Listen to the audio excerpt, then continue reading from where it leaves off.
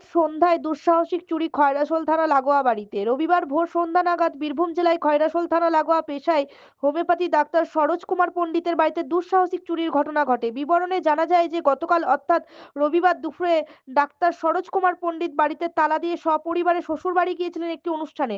রাত্রি 8:30 নাগাদ বাড়ি ফিরে তালা খুলে দেখেন বাড়ির ভেতরে দরজা জানলা খোলা অবস্থায় রয়েছে। প্রথমেই হতভম্ব হয়ে পড়েন, পরে দেখেন সীমানা ঘেরা পাঁচিলের ওপরে তারকাটা দিয়ে বেড়ার তার কাটা রয়েছে। বাড়ির পিছনে জানলার কপাট ভেঙে এবং গ্রিল কেটে চোরেরা বাড়ির ভেতরে ঢুকেছে। অন্য রুমে দেখতে পান আলমারি ভেঙে জিনিসপত্র তছনছ করা হয়েছে। সেখান থেকে লক্ষাধিক টাকা ও কয়েক ভরি সোনার উপর গয়না নিয়ে চোরেরা চম্পট দেয়।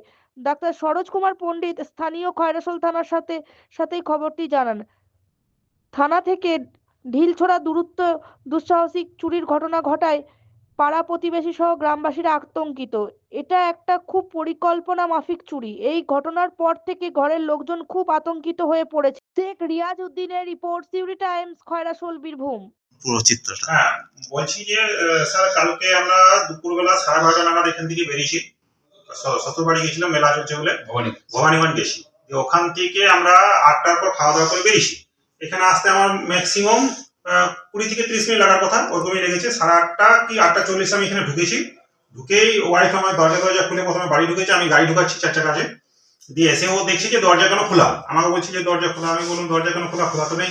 তারপরে দেখছি যে তাহলে বান্দর ঢুকেছে বোধহয়, বান্দর এখানে উপদ্রব বেশি। তারপর দেখছি যে বান্দরের গল্প নেই, তখন দেখছি যে গ্রিল টিল ওদিকে কাটা। তারপরে এই রুমে দেখছি যে আলমারি খোলা, এই সমস্ত ছড়ানো ছিটানো আছে। আমরা হিসাব করে দেখলাম যে হ্যাঁ এটা তো বিশাল বড় ব্যাপার, কারণ আমার কাঁটা তারের বেড়া আছে, ওটা কেটে এসে ঢুকেছে।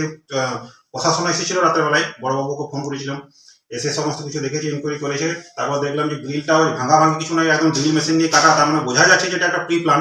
মানে সন্ধ্যে আমরা ঢুকেছি 8:30টার সময়, আর যদি এই সময় এইটুকুনি সময়ের মধ্যে যদি ডাকাতি হয় বাড়িতে, তো এই থানা থেকে ঢিলছোড়া দূরত্বে সাধারণ মানুষের কোথায় প্রোটেকশন আছে? মিনিমাম যেটুকুনি আমরা আইডিয়া করছি, এখনো তো অত হিসাব করিনি, তবে যেটুকুনি সোনাদানা ছিল এখনই বসে হিসাব করা হলো। আর নগদ যে টাকা ছিল 1,60,000 মতো নগদ টাকা ছিল, আর সোনাদানা যা সব মিলে মোটামুটি 20 ভরির উপর সোনাদানা আমাদের ছিল। ওখানে সবাই সোনাদানা ছিল। এই আমাদের অবস্থা। যদি আমরা এই সামাজিক একটা মেডিকেল অফিসার, তার যদি এটা হয়, তাহলে সাধারণ মানুষের আর কোথায় প্রোটেকশন আছে? এইটা নিয়ে আপনাদেরকে একটু বলবো, যাতে সমাজটা আমার ভালো থাকে, সেই জন্য একটু ব্যবস্থা করা। থানায় কমপ্লেন হলো? থানায় কমপ্লেন এখনো করিনি, যেহেতু বড়বাবু দায়িত্ব নিয়ে সবকিছু করছেন। বিকাল পর্যন্ত আমরা যাবো। আমাদের থানার উপর ভরসা আছে, বড়বাবুকে শ্রদ্ধা করি। আপনার নাম? আমার নাম ডাক্তার সরোজ কুমার পণ্ডিত, মেডিকেল অফিসার।